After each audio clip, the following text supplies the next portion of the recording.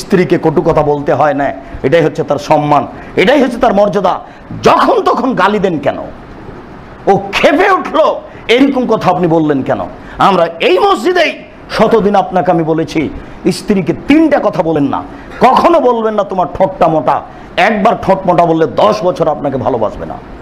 কখনো বলবেন না তোমার রংটা কালো। একবার রং কালো বললে 10 বছর আপনাকে ভালোবাসবে না। কখনো তার বাপ মাকে, শ্বশুর শাশুড়িকে উপেক্ষা করে কথা বলবেন না, হ্যাঁ তোর বাপ ভালো মানুষ নয়। এরকম কথা যদি একবার বলেন, এই কথাটা তার কলিজার উপর দিয়ে ঢুকে ওদিক দিয়ে বের হয়ে যাবে, মরা পর্যন্ত আপনাকে ভালোবাসতে পারবে না। জিন্দেগিতে কোনোদিন শ্বশুর শাশুড়িকে উপেক্ষা করে কথা বলবেন না। আপনার এটা কাপুরুষতার পরিচয়। আপনার লজ্জাবোধ থাকা দরকার ছিল। 25 বছর যাবত উচ্চ শিক্ষা দিয়ে লালন পালন করে সযত্নে আপনার হাতে তুলে দিয়েছে। পুরো জীবন আপনি তাকে ভোগ করবেন, এই কারণে আপনি শ্বশুরের উপরে কথা বললেন কেন? কেন তার কাছে আপনি টাকা পয়সা দাবির দেওয়া করেন? কেন আপনি তাকে বলবেন, আপনাকে আমি শতবার বলেছি ভিক্ষা করে খান, ভিক্ষা করে খাওয়া তো অনেক ভালো, শ্বশুরের কাছে টাকা চাইবেন না। টাকা নেবেন কেন? বাপ বেটা ভিক্ষা পান না?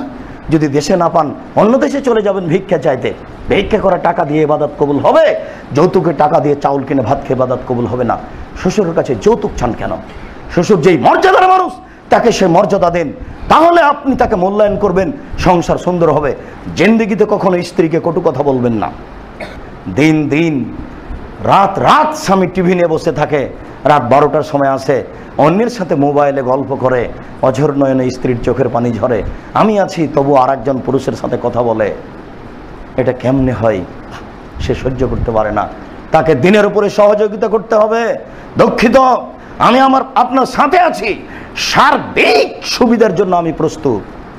গাড়িটা যখন রাজশাহী থেকে ছুটলো, তখন বলছে, সুপারভাইজার বলছে যে আমি আপনার সার্বিক সহযোগিতার জন্য আছি। সে আপনার গার্ড, ব্যাগটা কোথায়, লাঠিটা কোথায়, জুতা স্যান্ডেল কোথায়, টিকিটটা কোথায়, সব সহযোগিতা করতে পারে। ওই হেল্পার, ওই কন্ট্রাক্টর আপনার স্ত্রী, আপনার পূর্ণ সহযোগে আপনার জীবনের জন্য আল্লাহ বলেছেন। আপনি কেন এইভাবে ভুল পথে চলছেন? আমি প্রস্তুত রয়েছি আপনার সেবার জন্য। আপনি এইভাবে কোথাও কথা বলিয়েন না, এইভাবে রাত্রি কোথাও কাটায়েন না। আমি চাই যে আপনি এশার সালাতের পরপরই বাড়িতে ঢুকবেন। কি করা লাগবে বলেন আপনি, আপনার সব কিছু করার জন্য আমি প্রস্তুত। এই প্রতিভা, এই ক্ষমতা, এই গতি, এই নীতি তার ভিতরে আল্লাহ দিয়েই তাকে সৃষ্টি করেছেন। আপনার ভুলের কারণে সে সব কিছু হারিয়ে ফেলেছে। আপনি তার সাথে দুর্বলভাবে আসলেন কেন? দুর্বলভাবে আসার কারণে সে ধীরে ধীরে ধীরে ধীরে সব হারিয়ে ফেলেছে। আপনি তাকে বসিয়ে রেখে আরেকজনের সাথে মোবাইলে কথা বলেন কেন? যার কারণে তার মনটা খারাপ হয়ে গেছে। আপনার উপরে সার্বিক সুবিধা এসে নিজে থেকে উঠিয়ে নিয়েছে, আপনাকে ভালোবাসতে পারে না। সম্মানিত মসজিদের মুসাল্লি, রাসূল সাল্লাল্লাহু আলাইহি ওয়াসাল্লাম বললেন, আল ইন্নাল মারাতা ইজা সাল্লাত খামসাহা ওয়া সামাত শাহরাহা ওয়া তাত বালাহা ওয়া হাসানাত ফারজাহা ফালতাদখুল মিনানে বাবিল আবওয়াজা শাহ। একজন মহিলা যদি 4টা কাজ করতে পারে, তাহলে জান্নাতের যে কোনো দরজা দিয়ে সে প্রবেশ করার সুযোগ পাবে। এরকম সুযোগ কিন্তু কোনো পুরুষের জন্য নেই। তার মধ্যে আপনি তার সাথে একজন আছেন।